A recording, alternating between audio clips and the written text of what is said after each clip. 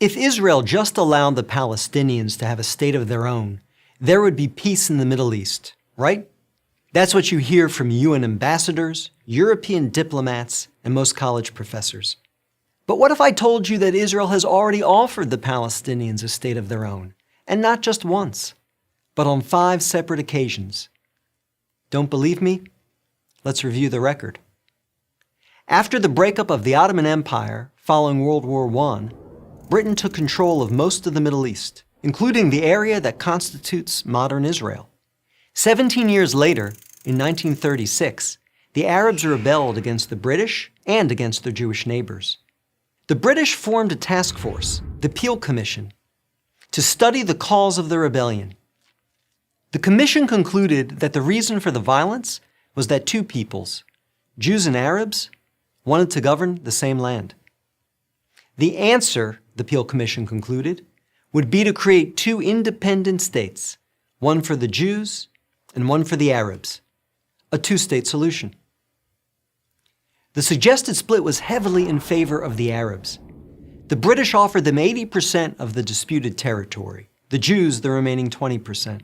Yet, despite the tiny size of their proposed state, the Jews voted to accept this offer. But the Arabs rejected it and resumed their violent rebellion. Rejection number 1. 10 years later, in 1947, the British asked the United Nations to find a new solution to the continuing tensions. Like the Peel Commission, the UN decided that the best way to resolve the conflict was to divide the land. In November 1947, the UN voted to create 2 states. Again, the Jews accepted the offer, and again, the Arabs rejected it. Only this time, they did so by launching an all-out war. Rejection number 2. Jordan, Egypt, Iraq, Lebanon, and Syria joined the conflict. But they failed.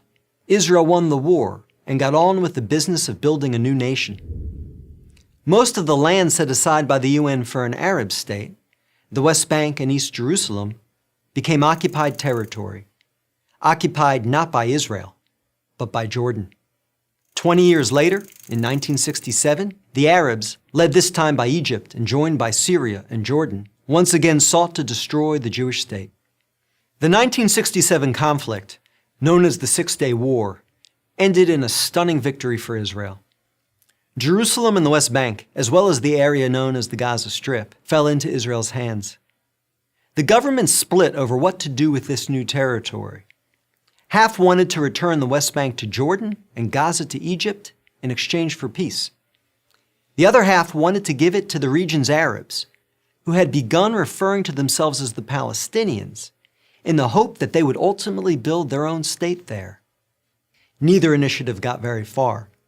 A few months later, the Arab League met in Sudan and issued its infamous 3 no's. No peace with Israel, no recognition of Israel, no negotiations with Israel. Again, a 2-state solution was dismissed by the Arabs, making this rejection number 3. In 2000, Israeli Prime Minister Ehud Barak met at Camp David with Palestinian Liberation Organization Chairman Yasser Arafat to conclude a new 2-state plan. Barak offered Arafat a Palestinian state in all of Gaza and 94% of the West Bank, with East Jerusalem as its capital. But the Palestinian leader rejected the offer. In the words of U.S. President Bill Clinton, Arafat was here 14 days and said no to everything.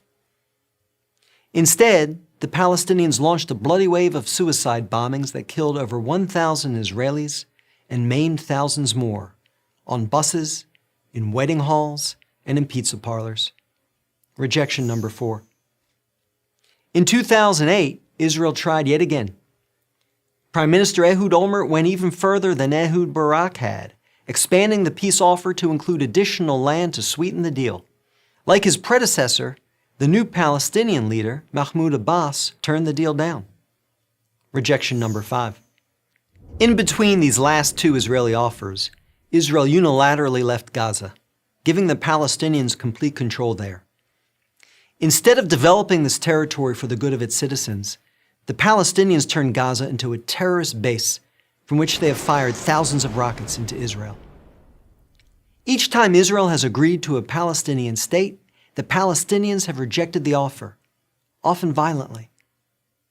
So if you're interested in peace in the Middle East, maybe the answer is not to pressure Israel to make yet another offer of a state to the Palestinians. Maybe the answer is to pressure the Palestinians to finally accept the existence of a Jewish state. I'm David Bragg, Executive Director of the Maccabee Task Force for Prager University. To subscribe to our YouTube channel, click here. To help keep our videos free, donate here.